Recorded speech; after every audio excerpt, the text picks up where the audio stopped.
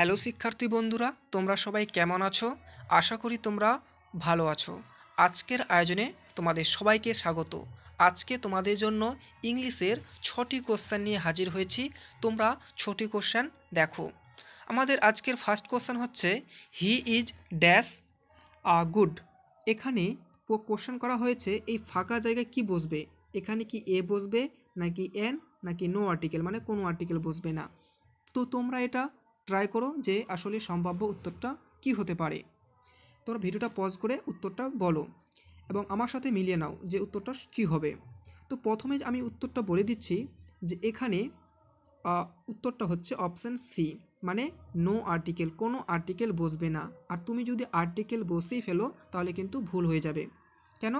তার কারণটা বলি। আমরা কি জানি যে ভাওয়েল হচ্ছে 5টি, এ, ই, আই, ও, ইউ।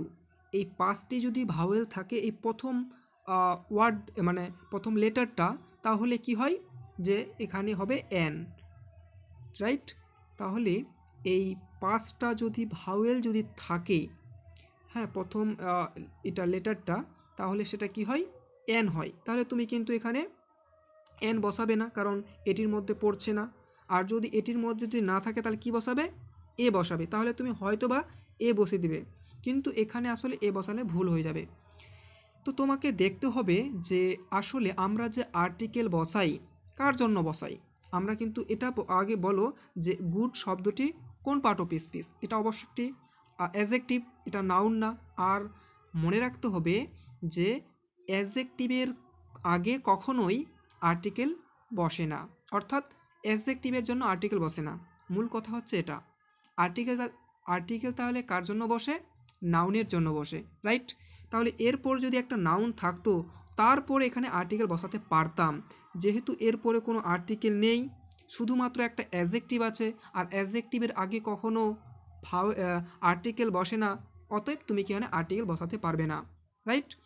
তো এটার সঠিক উত্তর হচ্ছে অপশান সি, নো আর্টিকেল। ওকে, তাহলে এরকম একটা কোশ্চেন দেখে নেওয়া যাক। তাহলে এখানে বলো এটা কি উত্তর হতে পারে। সেম কোশ্চেন, একটু খুঁড়িয়ে আছে। তো বলো এখানে কি হবে। আচ্ছা, আশা করি মিলিয়ে নিয়েছো। এখানে সঠিক উত্তর হবে এ। এখানে সঠিক উত্তর হবে এ। ওকে, তো আশা করি এটা কেন এ হচ্ছে তোমরা বুঝে নিয়েছো। আমি আরেকবার বলে দিচ্ছি যে এখানে গুড হচ্ছে অ্যাডজেক্টিভ, কিন্তু তারপরে এখানে কি আছে?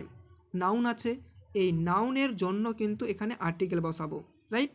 আর এখানে কাকে ফলো করবে? এই জিটা আছে, মানে এই যে প্রথম যে লেটারটা আছে সেটাকে অনুসরণ করে এখানে আর্টিকেলটা বসাবো, রাইট? তো এখানে যেহেতু আমার ভাওয়েলের মধ্যে পড়ছে না এই প্রথমটা, তার জন্য আমি কি বসাবো? এ বসাবো।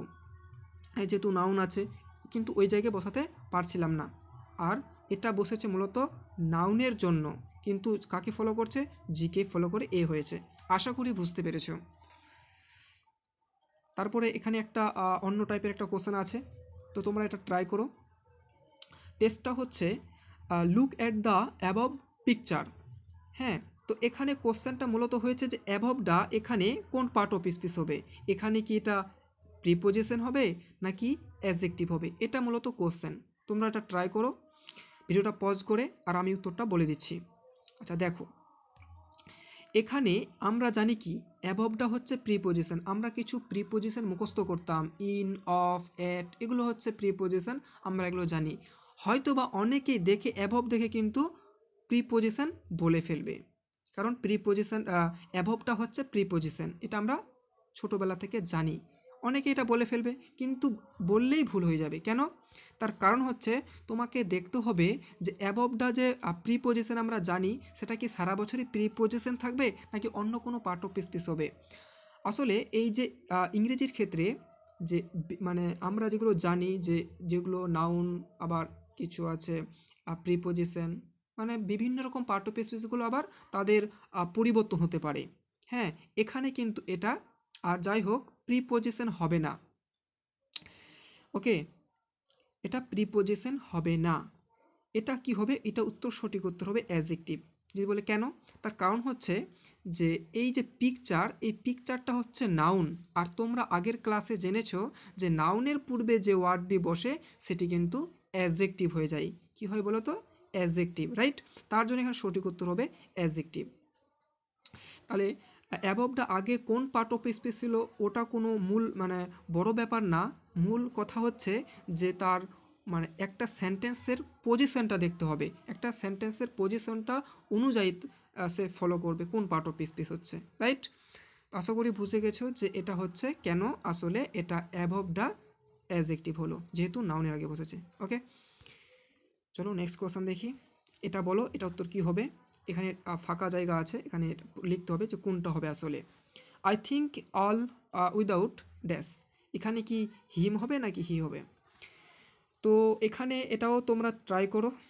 এখানে দেখো যে উইদাউট আছে, এটা কিন্তু একটা প্রিপোজিশন, আর তোমরা তো জানো যে প্রিপোজিশনের একটা অবজেক্ট বসে। আর যদি না জানা থাকে তাহলে আজকে জেনে নাও যে প্রিপোজিশনের পর একটা অবজেক্ট বসে। হ্যাঁ, প্রিপোজিশনের পর একটা অবজেক্ট বসে। তাহলে বলো এখানে কোনটা অবজেক্ট? অবশ্যই হিমটা হচ্ছে অবজেক্ট, মানে অবজেক্টিভ ফর্ম, আর হিটা হচ্ছে সাবজেক্টিভ ফর্ম। আমি এখানে সাবজেক্টিভ ফর্ম লিখতে পারবো না, আমাকে কি লিখতে হবে?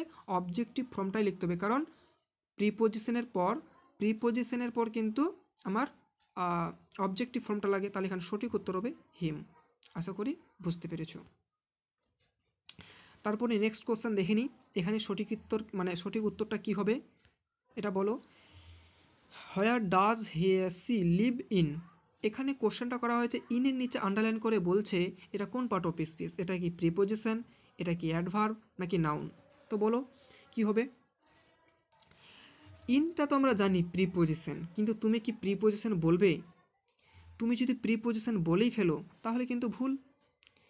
হ্যাঁ, ইনটা আগে কোন পার্ট অফ স্পিচ ছিল সেটা বড় ব্যাপার না, একটা সেন্টেন্সে সে কোথায় বসেছে, তার পজিশনটা কোথায়, সেটা অনুযায়ী তার এটা হবে, পার্ট অফ স্পিচটা হবে। তো ইনটা হচ্ছে আমরা জানি এটা প্রিপোজিশন, কিন্তু এখানে প্রিপোজিশন হবে না, এখানে সঠিক উত্তর হবে অপশান বি, মানে অ্যাডভার্ব। কেন অ্যাডভার্ব হচ্ছে?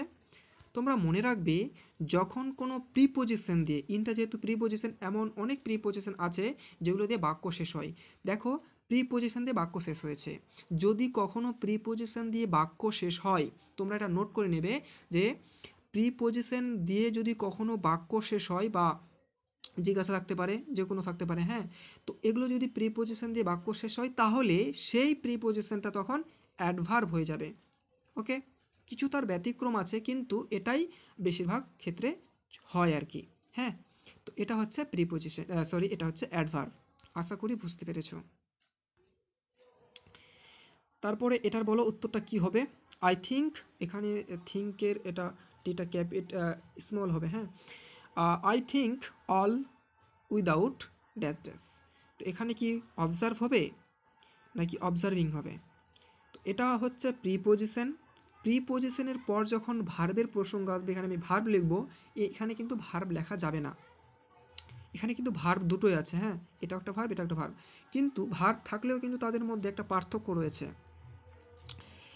তো উইদাউট হচ্ছে প্রিপোজিশন, আর প্রিপোজিশনের পরে তোমরা জানো যে অবজেক্ট বসে, অবজেক্ট বসাতে হলে আমাকে নাউন বসাতে হবে অথবা প্রোনাউন বসাতে হবে, নাহলে জেরান বসাতে হবে, রাইট?